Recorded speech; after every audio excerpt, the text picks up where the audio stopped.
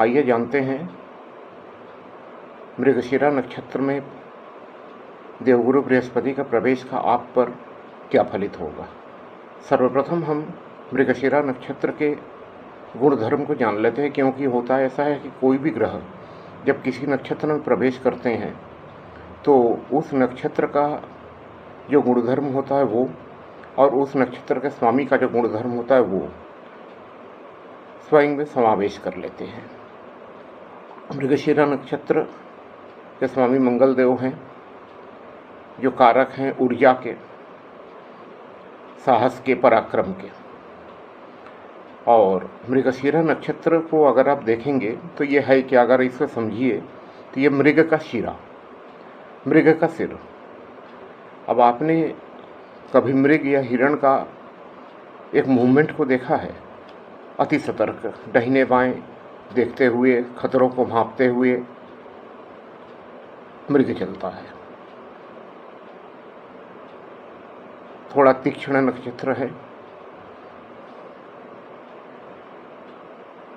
इस नक्षत्र में जन्मे जातकों का और जातिकाओं का वाणी थोड़ा तेज होता है। हालांकि एक गुण उनमें और ये होता है, अगर ये किसी को कोई बात कह दे तो पूरी संभावना होता है कि वो फलित हो जाए।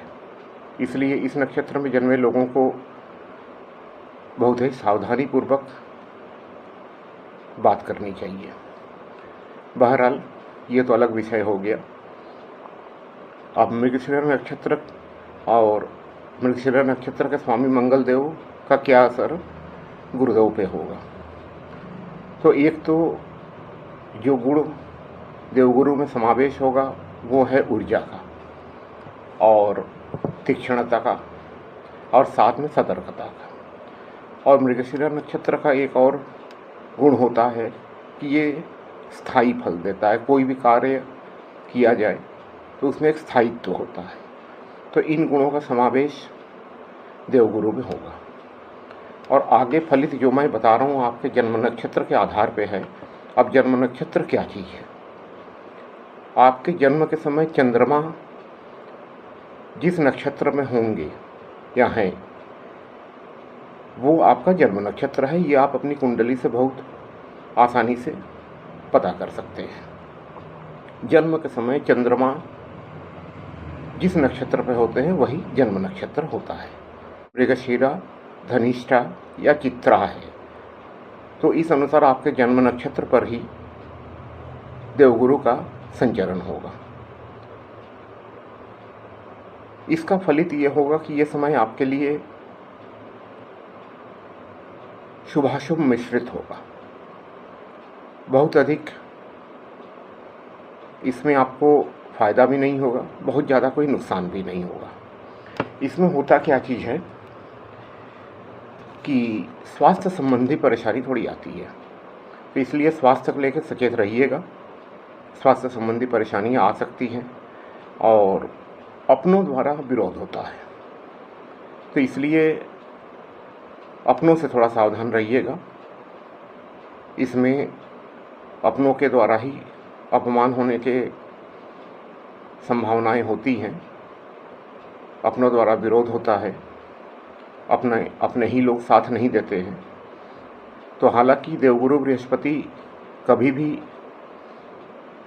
बहुत अशुभ फल नहीं देते हैं, तो थोड़ा बहुत परेशानी होगा। कोई ज़्यादा अनिष्टकारी परिणाम नहीं समझ में आ रहा है।